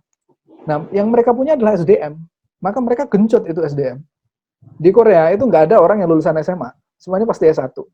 99%. Jadi pasti lanjut S1. Dan setelah S1 itu biasanya langsung terserap ke kerja. Karena kurikulumnya dengan industri itu sangat berkaitan. Karena di sana kan memang industrinya sangat luar biasa, industri kreatifnya. Jadi karena mereka itu tahu potensinya, makanya kalau dalam kita kan sering mendengar ada istilahnya analisis SWOT ya, strength, weakness, kemudian opportunity dan sebagainya.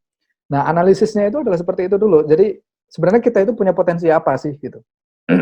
Jadi Korea itu mereka nggak punya sumber daya alam, makanya yang harus digenjot adalah sumber daya manusianya.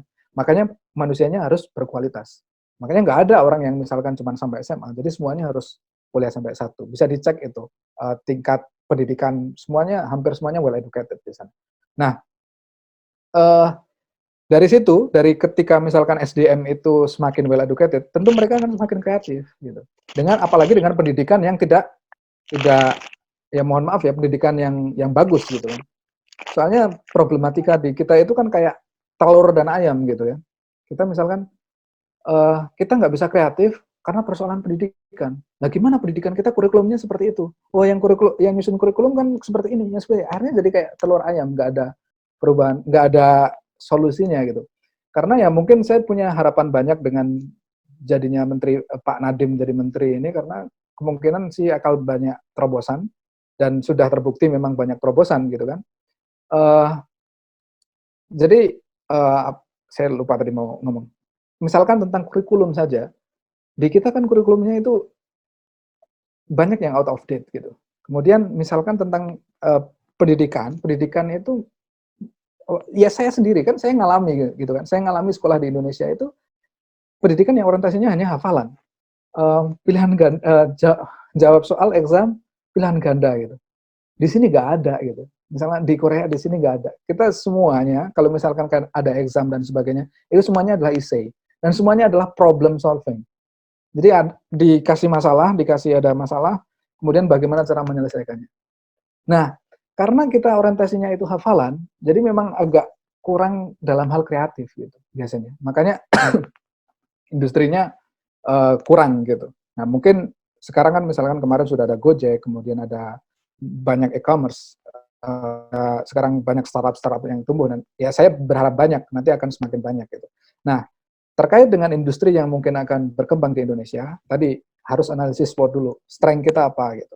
Strength kita apa? Misalkan contoh aja, misalkan ini kalau nggak salah ya, saya hanya baca berita, kayak misalkan Thailand.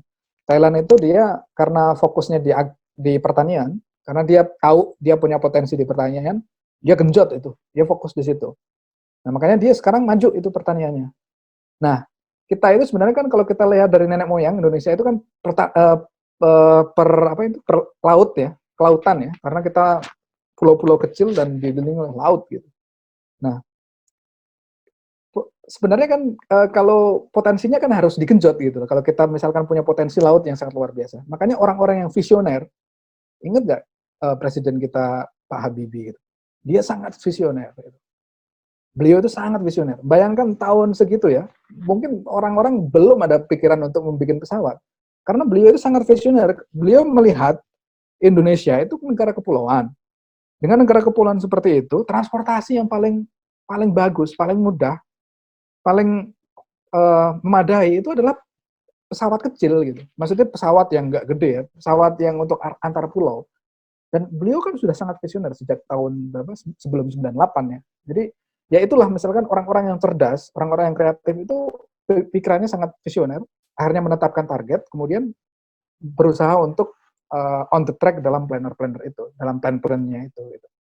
Nah, kalau terkait dengan industri, kita itu punya potensi yang tadi ya, misalkan potensi laut mungkin. Kemudian yang jelas paling potensi itu adalah penduduk. Jadi kita tadi sudah saya bilang kita punya potensi penduduk yang luar biasa. Jadi penduduk kita luar biasa banyak. Nah, cuman sayangnya nanti ketika misalkan dengan era terbukanya informasi seperti ini, akhirnya kita hanya menjadi pasar. Itu yang saya khawatirkan. Karena kita nggak bisa nge-generate konten. Jadi dalam hal misalkan contohnya aja gini, saya itu sering prihatin ketika di Indonesia, itu karena saya orang IT kan saya paham bandwidth. Mungkin teman-teman juga di sini kan sering dengar bandwidth ya. Jadi kalau kita misalkan langganan Telkom, itu biasanya ada bandwidth-nya ya. Itu akan kelihatan upload sama download. Jadi misalkan di Indonesia itu download itu pasti lebih gede. Ya nggak? Jadi download itu kecepatan pasti lebih gede, upload itu kecil. Ketika dulu saya di Korea, upload itu lebih gede. Kenapa seperti itu? Karena sebenarnya dituntut kalau upload lebih gede itu kan berarti orang itu ngupload itu cepat. Kita misalkan download video dari YouTube itu cepat kalau di koneksi Indonesia cepat, tapi kalau ngupload itu lama biasanya. Karena bandwidth upload dan downloadnya berbeda. Gitu. Nah, ketika bandwidth upload itu gede, itu berarti kita dituntut untuk menjadi kreator. Gitu. Nah, kalau misalkan kita masih bandwidth yang gede itu download, berarti kita kan hanya sebagai konsumer, hanya sebagai penikmat. Misalkan downloadin drama Korea, downloadin film-film bajakan dan sebagainya. Tapi kita nggak pernah menjadi kreator. Gitu. Nah, itulah yang jadi persoalan gitu. Kita hanya dimanfaatkan sebagai pasar. Nah, pertama tadi penduduk banyak, kelautan, itu adalah contoh salah satu analisis strength-nya. Jadi misalkan di Indonesia itu sebenarnya jualan apa saja itu laku, jualan hoax aja laku gitu kan. Karena memang orangnya banyak, pasarnya banyak gitu. Nah, kemudian mungkin trennya apa ya? Saya juga sebenarnya kurang tahu ya industri ya. Cuman kalau misalkan melihat startup, itu kan startup itu ada karena persoalan gitu. Jadi kita kan analisis SWOT dulu, kemudian ketika misalkan timbul ada persoalan, kita berusaha untuk menyelesaikan persoalan. Misalkan adanya Gojek, itu karena melihat ada potensi di situ. Misalkan orang pengennya order makan, pengennya pergi terus males pakai motor sendiri dan sebagainya, adanya Gojek. Kemudian misalkan orang pengen belajar online, kemudian jadi sekarang ada banyak portal startup yang dia base-nya online learning, misalkan Ruang Guru dan sebagainya, Kode Politan kalau di IT atau di coding dan sebagainya, seperti itu. Jadi itu adalah contoh industri yang sekarang sedang berkembang di Indonesia. Dan itu masih di konteks Indonesia ya. Kalau Gojek itu sekarang kayaknya sudah mulai dia ekspansi keluar. Jadi saya juga berharap nanti industri-industri di Indonesia itu juga berkembang, kemudian bisa keluar. Cuman ya itu, kita harus hati-hati, kita harus pahami potensi kita terlebih dahulu. Jadi ya kayak Thailand tadi ceritanya. Jadi kalau misalkan kita paham potensi, kita coba genjot itu, mungkin nanti kita bisa pergi menuju ke global gitu, ke pasar global. Karena ya sekarang eranya informasi, orang-orang yang berkarya di Korea, kita ikut menikmati dan kita hanya menjadi konsumer, itu sangat berbahaya. Itu yang pertama, zamannya sangat panjang. Kemudian yang kedua tentang masalah S3 ya, saya kurang tahu jurusannya apa banyak. Cuman di sini banyak baik yang jurusan sosial dan sebagainya, beasiswa juga tersedia banyak, ada dari Australian Development Scholarship, dari ADS atau AAS, ada Fulbright, ada beasiswa IPRS atau RTP Research Training Program, atau beasiswa dari kampus masing-masing. Jadi lumayan banyak untuk di Australia. Kalau bidang teknik di Korea sangat-sangat banyak dan sangat cukup lumayan gampang kalau di Korea. Karena skema di sana itu berbeda. Jadi satu supervisor, mereka bisa pegang budget, bisa ngelola budget, dan dia bisa nge-hire orang, maksudnya bisa nge-invite mahasiswa dan bisa membiayai gitu. Jadi apalagi kalau jurusannya teknik di Korea sangat banyak. Yang perlu dipersiapkan ya tentu persyaratannya. Jadi bisa dilihat persyaratannya. Biasanya sih kendala paling besar teman-teman Indonesia, termasuk dulu saya, itu adalah bahasa Inggris. Itu biasanya. Jadi itu yang dipersiapkan biasanya. Kalau otak sih kayaknya nggak kalah sih kita. Maksudnya kita juga bisa sih ngejar gitu. Cuman biasanya karena kendalanya bahasa. Jadi mungkin itu ya. Kalau misalkan info lebih lanjut bisa dibuka di sini, Mbak. Saya sebenarnya nulis buku itu, 24 Purnama di Negeri Ginseng, saya nulis buku tentang beasiswa itu. Atau kalau misalkan belum ada bukunya, bisa di mafrur.com itu. Saya sering aktif nulis di situ. Jadi mungkin itu ya. Semoga bermanfaat.